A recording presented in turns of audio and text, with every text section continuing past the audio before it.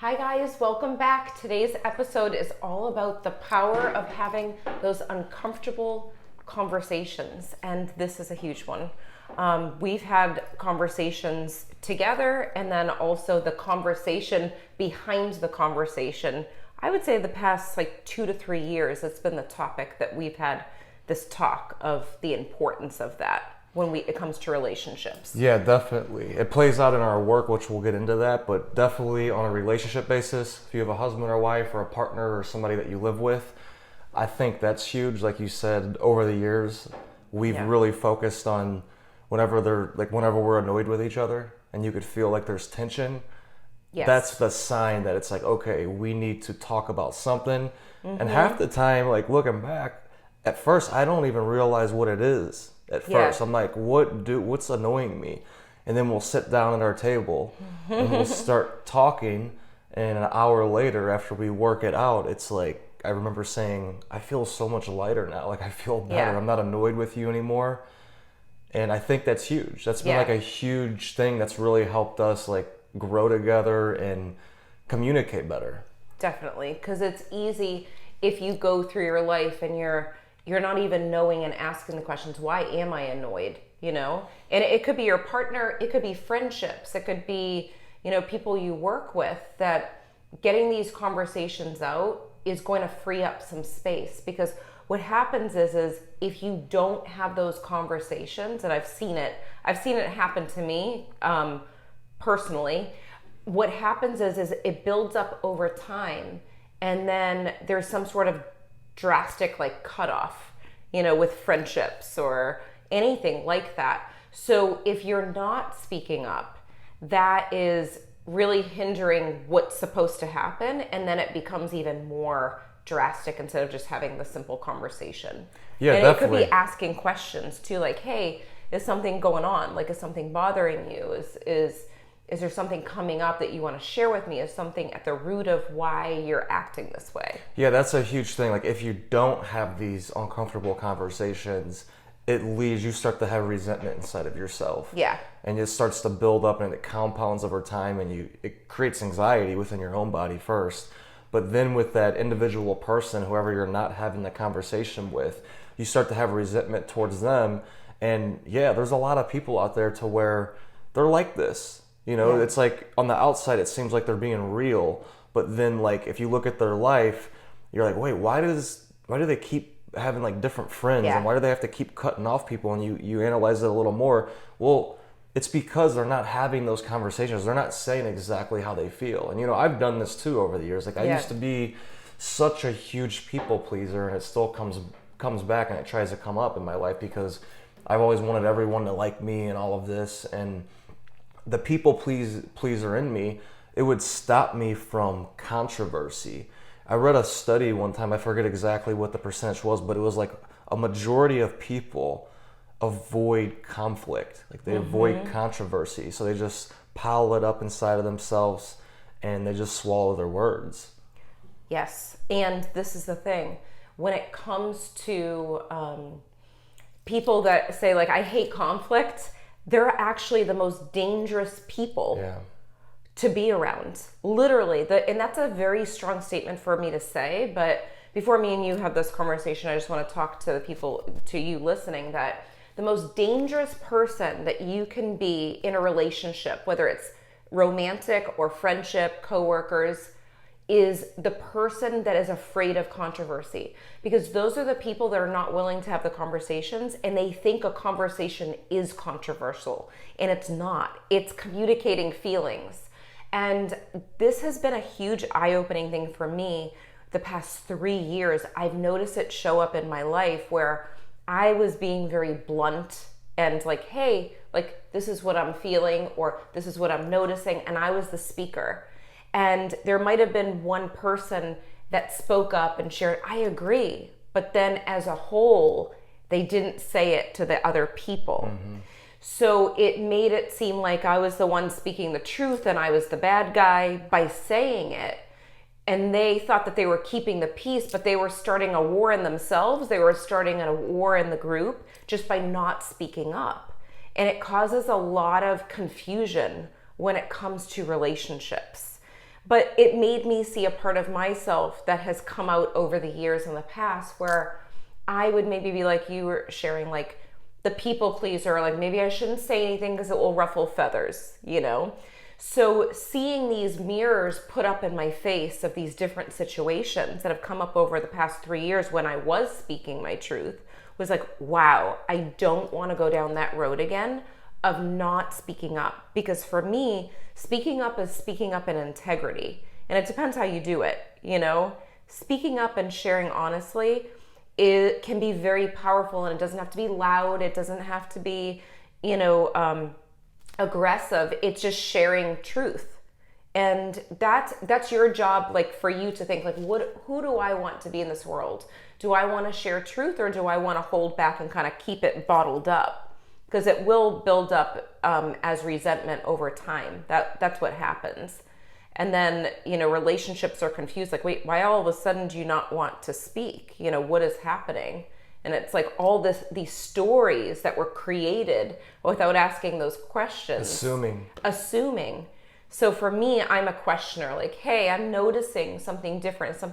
Is something happening?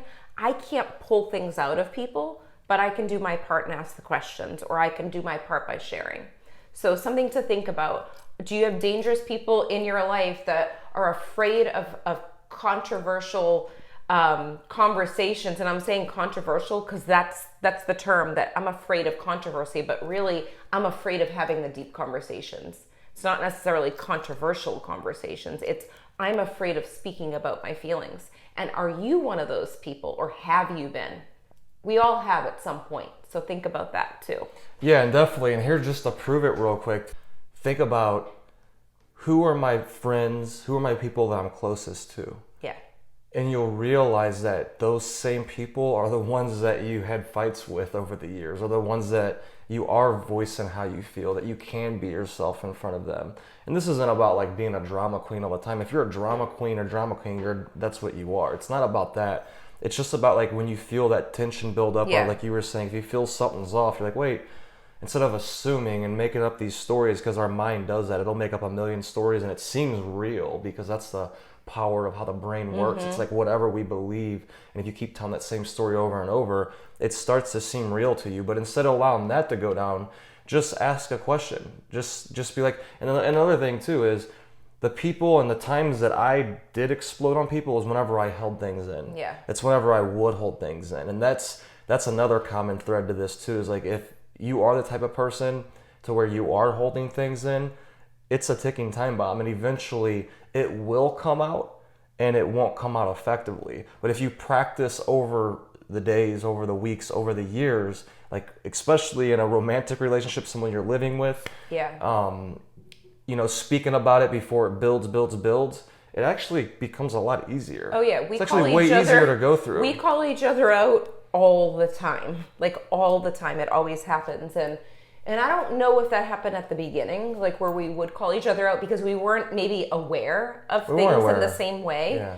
And at that point, nothing would annoy us of each other. I mean, I was 24, 25 when I met you, and you were 20 something, Yeah. To me, it's a big difference between 30 something and 20 Right. something. Like you grow up a lot, and that's what happened is we realize like the power of being vulnerable, the power of saying your truth. But also the other thing that changed with us too was the more you grow your intuitive nature and you practice spirituality, there are more problems that can come up at the beginning. Like you have to work through those because they do kind of roll off your shoulder at different points through the spiritual growth, but you're also a human. So it becomes really difficult, and there's difficult patches where like me and Tony will be sitting in a room not saying anything. We could be watching TV, and if one of us is hungry or in an annoyed mood without saying anything, like, what's wrong with you? Why are you bringing that energy into the space? And nobody's saying anything. Like, I didn't even say nothing. I'm sorry, I'm not perfect. Are you pretending that you're talking back to me? We do this to each other, Well, that's what you're thinking, right? Like, you're thinking that. No, it's true. We do it to each other, though. Like, I'm like, no, you gotta bring that energy into another room at this point. And he might just be tired coming from, home from something, and he's just tired. And I'm like, what's wrong? He's like, nothing, I'm just sitting and watching TV. So you can feel that, and it goes vice versa. It's not just me saying that to you. You've done that to me too. So especially on road trips, because we have road trips together. So we have a lot of fun. We have really good conversations, but then there's also times where we could be at the last leg of our trip and we're exhausted and we're hungry and we can feel each other's energy, you know? And I think that Romeo is a good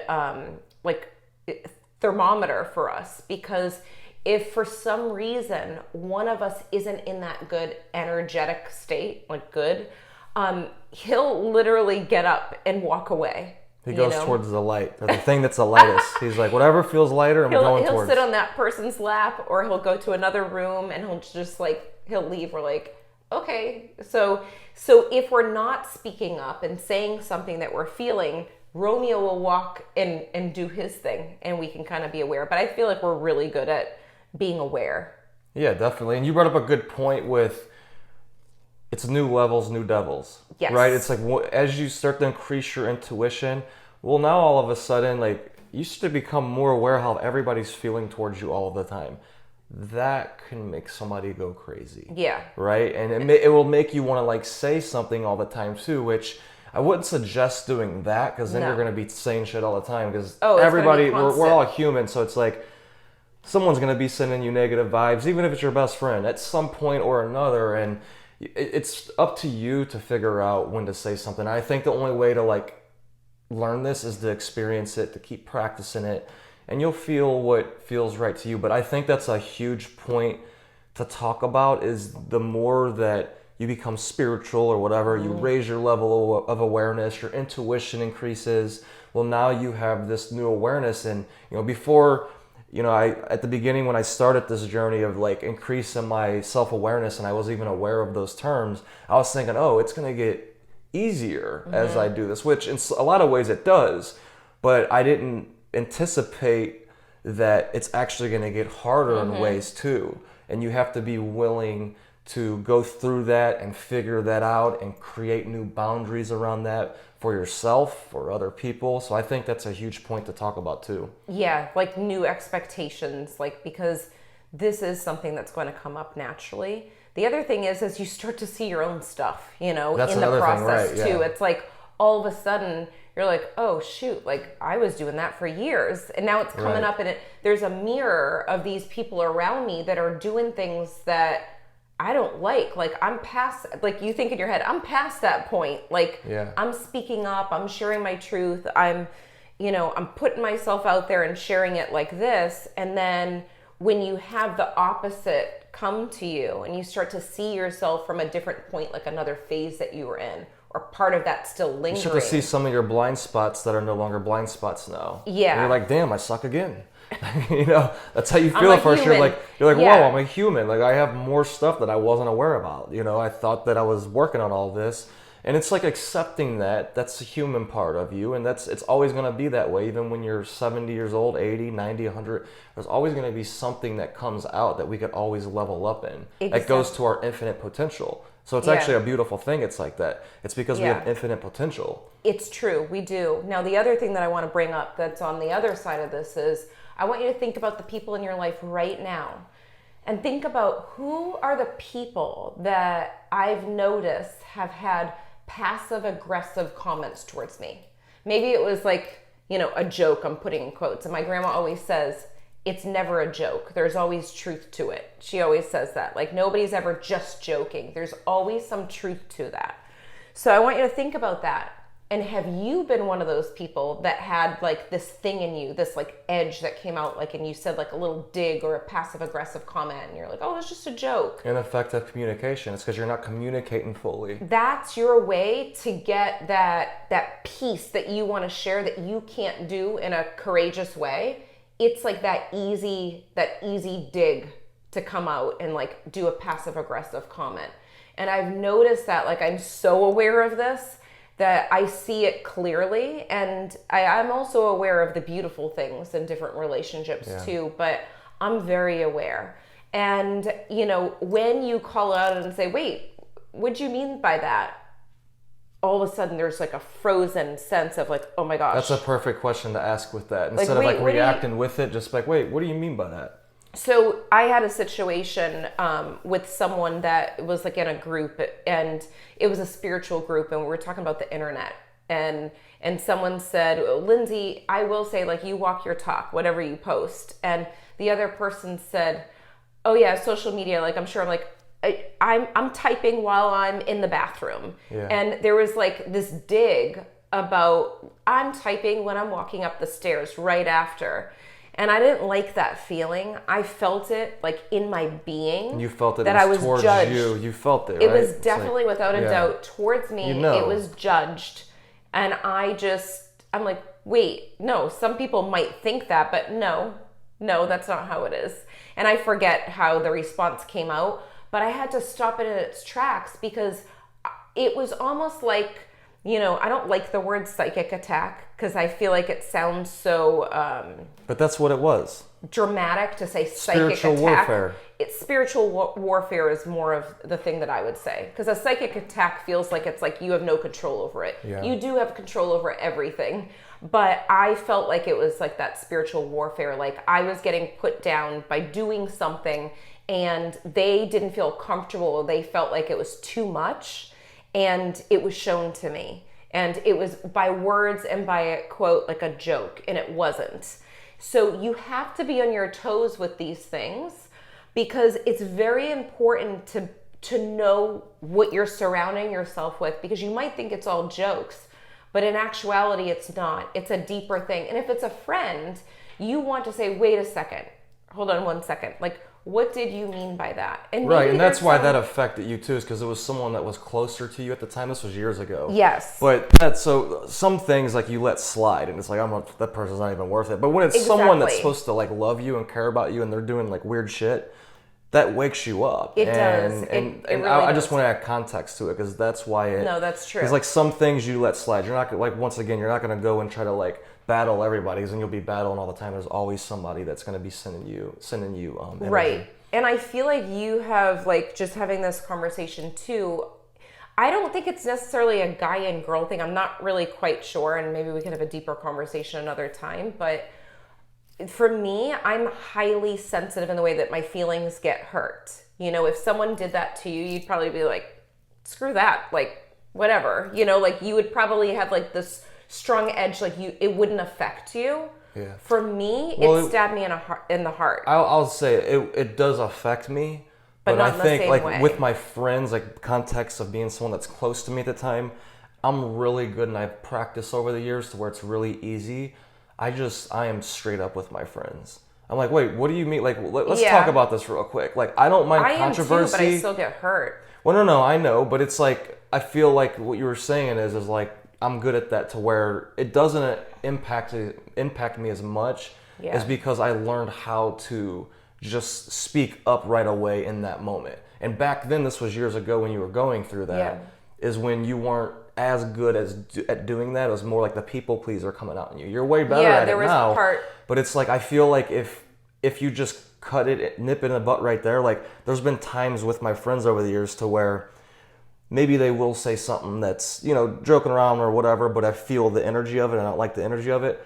And I'll bring it up, and then it kind of nips it in the butt there, and they realize, wait, oh, he's not going to deal with this. It's like a way that you put your boundary out. And True. So I think that's But in part that of it. situation, Part of it I as was well. told, "Oh, it's just a joke. Like I just do that. I do that with my family." So, yeah, true. So, but it still hurt my feelings, because I felt like, because I was connected to this person, that I'm like, oh, she's been judging me the whole time. Yeah, because you felt it. Where was like I'm that like, kind of thing. sharing from my heart when I post on social media. I don't just do it just to do it. Like, I'm genuinely, like, if I'm sharing something, it's vulnerable or it's something that I love, So that kind of, that's very easy to kind of get stuck in, with the hurt feelings. And that's something that I've been working on over the years, not taking it personal. So if you have people in your life where you're noticing this theme of not, like, they don't feel comfortable sharing, or there's some passive aggressive comments, like you have to kind of take a step back too and figure out, like, is this draining my energy and how long am I putting up with it? Because for me personally,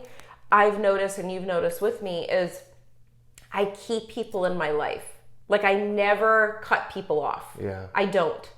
So it's almost like they weed themselves out of my life. Yeah. And they've hurt me along the way, and then all of a sudden they're gone. Yeah. And it's like, I've been like that third grade teacher, Lindsay, like, oh, I can see them as like a little girl or a little boy, and I see the best in them, even though I call them out and say something, but I keep them around. So it's something that I've been aware of the past 2 to 3 years specifically. Well, one of the beautiful things about you is it's true. I live with you and I see it. I've seen it for 11 years. You see the best in people, and you always see the best in people, which is a double-edged sword if you're not aware of it. Yeah. And I think that's what you're alluding to. And I feel like a lot of people that listen to our podcast, a lot of the clients that we work with are like this because, you know, they're healers, they're coaches, they're psychic mediums. So it's like they're trained, like they're seeing the best in people and they want to pull it out. And sometimes we just keep seeing that best, even though there's those red flags. Right. And I feel like you're getting better. It's like as you go through that experience, you start to recognize the different energies that are different with people. And you're like, wait, that reminds me of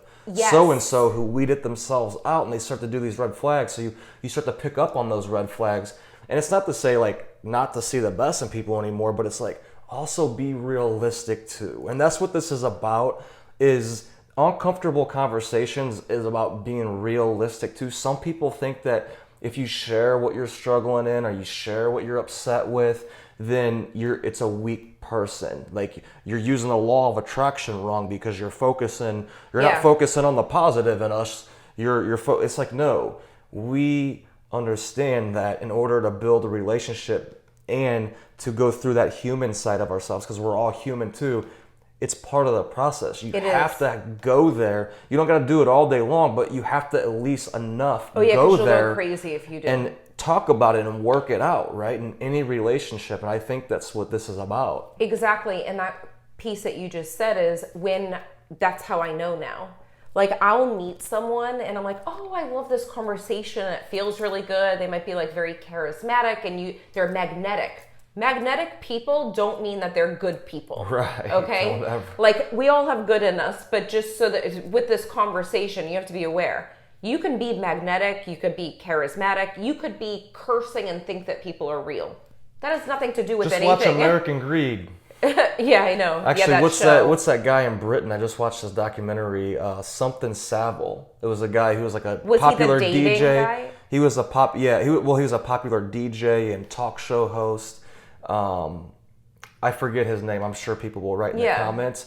But he was very charismatic. He was helping. He was raising all this money, for children hospitals and all of this stuff. And everybody loved him in Britain for 50 years. And then come to find out, towards the end of his life, they realized there was a lot of dark secrets that this man was hiding. So it goes with what you're saying. Or watch American Greed. Yeah. There's some people out there that can communicate really well and they seem charismatic and all that, but just, keep your eye out on that too. Yeah. It's being aware, like just because like you could be sitting watching us speak too, and like other people that are speaking, they have podcasts or doing different things online, but be aware of like integrity. Like that's the most important thing. I'm all about integrity. And if someone's not honest with themselves, how can they be honest with you? Like really, how can they be honest with you? So you have to really think about that. But that conversation that you mentioned, that's one thing that I've switched over the years, seeing certain things kind of weed out of my life, like red flags that were given to me before. And I avoided it because I just saw the best in people. When I notice people that I meet that are charismatic and magnetic and I enjoy their company, if I see like a little bit of something, they don't look like the person, but there's an energy in them that reminds me of a person that weeded themselves out of my life, or that wasn't in integrity that I felt before, I'm like, oh, okay, this is interesting. So I know that's not for me. That doesn't align with my energy. It's okay to interact.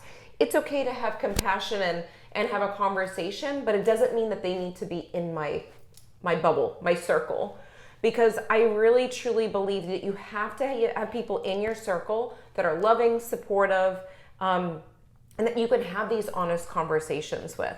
Like, I'm thinking of one of my friends, I've talked about her before, and her and I, when we go out and hang out for coffee or do different things like indoor rock climbing, like we always have real conversations and we talk about different things. Like, just, she's someone that no matter what, she will always do things in integrity. Always. She could disagree with you with the most extreme things. She knows your heart. She knows who you are. Knows my and heart. I think that's what you're saying too, is like, have people around you that are like that. That the like, big know your heart, know your conversation. soul. You don't have to agree with everything. No. And the big topic, like, just to be real, like, I'm so sick of talking about it, but coronavirus, that's a big topic that's come up.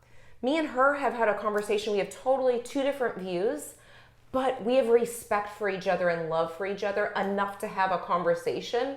And that's why we're connected, you know? And you both are mature enough to, like, that's to what you have a learn conversation. to, like, look, hey, little Tommy in kindergarten, everybody's not going to agree with you when you grow up. Like, you become an adult at some point to where it's like, that's okay. Like, people don't, like, with us being all the weird work that we do, which it's not weird to you all, but like psychic medium and all this stuff, we have people in our life that are like, what the hell? Like, I have friends where it's like, they don't understand it. I still love them. They still love me. And that's okay. Yeah. Like, people are going to have, you know, different viewpoints, and that's normal. It's about doing things with integrity, and it's about having the conversations. If you start to notice that someone's coming at you in a way that doesn't resonate with you, it doesn't feel right, then have the conversation like, hey, how are you doing? Like, is everything okay? Like, what's happening? You know? Yeah, and here's the thing too, just to make this clear, we understand this is not an easy thing to do. Like, there's a reason why the majority of people avoid conflict. Like, this is challenging. It's easy as you get the momentum going and you learn it, but I feel like the world that we grew up in, it, for some reason, unless it was just the world I grew up in, it nurtures you to where you do the opposite of this. Like, you avoid, especially men, like, it's like you avoid talking about how you feel, all of this stuff. So it's like you're nurtured to do it, which is why I feel like it's so challenging for a lot of people to have these hard conversations. So for your friends or the people that's in your life that they're not opening up, be gentle with them, be patient with them, and lead by example, you know, like little by little. Like, that's what I found too. Some people, they're not ready to go all in it, but maybe they might. You could go to the level that they could go to, and then the next week or whatever, and you just kind of like, you're just patient. You're patient with yourself because it's challenging, and with other people. True. That's a good point. Yeah, because I'm like on a whole nother level right now, like, you know, thinking, this is a conversation that you have to have with your voices. It's caused a lot of pain over the past years. 3 If years. you don't understand it, and this is why we're making a podcast episode about it. But this is the thing. You can't have a conversation through text message. It's not the same. Yeah. You have to either be in person if you can, or use your voice and hear the person's tone. Because tone is everything. You could be typing on text message. I did a whole master's paper on this. You can use the words, I'm okay, and text someone like, or like, wait, hold on, what was the things that I used? Whatever, or it's okay, or what was the other phrase? There's different, I can't think on the spot, but. Or like, sure. Sure. Or whatever. All these text messages could mean different things, like, you know? So it depends on the tone and how you're getting it It's across. like, hey, I got tickets to the concert tonight. You want to go? Sounds good. Only sounds good. You know, it's like you could take it a lot of different ways. No, I know. Or whatever. Or like, cool. or what's up? Like, it could be like, hey, what's up? Or what's up with you? You know, like, you could take it in those two tones. So this is why, like, it's time to get off your phone, like texting or messaging, and start having the conversations on the phone. Like, this is like the biggest thing. Right. Or get in person. Like, I think social media has desensitized us in a way where we start to get out of our human mind and think that, you know, it's like cyberbullying. I remember when everyone had AIM. Type and, you know, there was like different pranks that would go on, like AIM, Instant Messenger and stuff, and like fake people that weren't even connected to you, like, could reach out, you know, and say something because they weren't connected. I don't know how that happened, how that worked. But now social media, like, you can say something to someone, and like, I was told I was a danger to society by someone. And I'm like, what? And it hurt my feelings because I'm like, I'm not a danger to society. I'm saying use your intuition. And it really hurt my heart. And I'm like, would she say that to my face in person? Like, this person that I didn't know, by the way.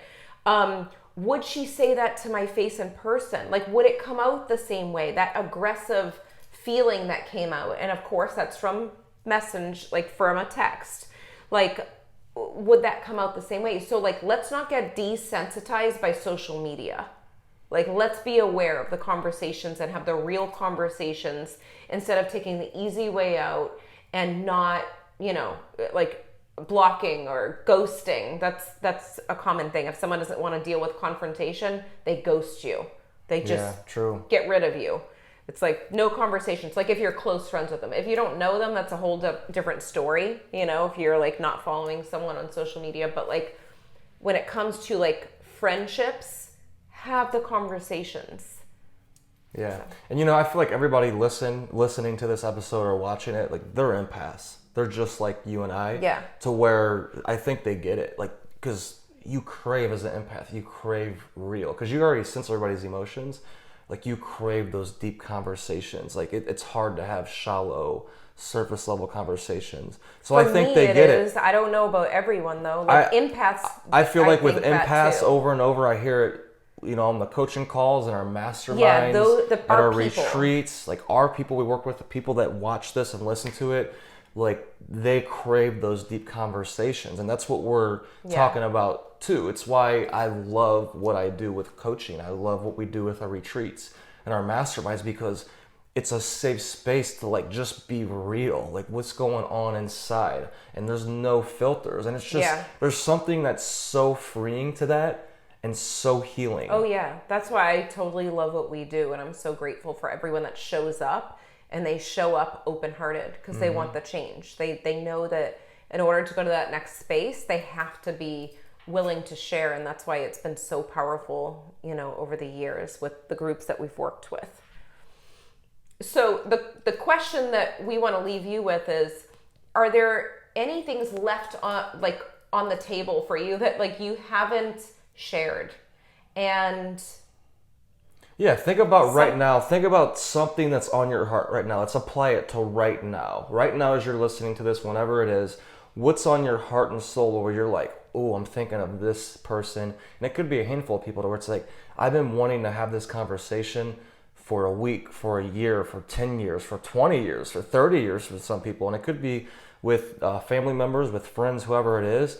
And whatever you can do to start moving that energy. If you have to write a letter first, write the letter. Even if you don't send it, just get it out, write it out, start moving that energy, and work your way up to where one by one you deal with the moment and go have that conversation. Take that person out to dinner, take them out to coffee, and just speak from your heart and your soul and say, look, this has been on my heart for this many years or this many weeks, and I feel like I have to talk about it right now. And wanting to have that conversation is showing that you care. Yeah.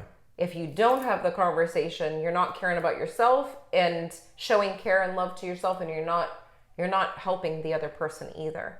The other thing, the last piece to that is, it's important to do this for you. Like, you can share this, but at the same time, don't be attached to what their result is going to be, because a conversation can't truly happen if one person is doing it. Like, you can share, but sometimes it's not going to come back. And it's sad to say that. I wouldn't even think to say that if it didn't happen to me. But well, no, it will happen because everybody's not ready for this. Yeah. So you can't push your journey on them. Right. You can't push it and shove it, but you could do your part. You could at least do your part. Yes. As you open up, the world will open up around you, right? You've heard that a lot of different times. And you'll start attracting more of the people like you. Right. So. You will. We hope you enjoyed this episode as much as we did. If you liked it, leave a 5-star review on iTunes, and remember, subscribe to our YouTube channel too. If you can think of anyone else that would love this episode, share it with them right now on social media or email. And remember, getting results is a process of learning, applying, and reflecting. Stay consistent and continue to grow every day.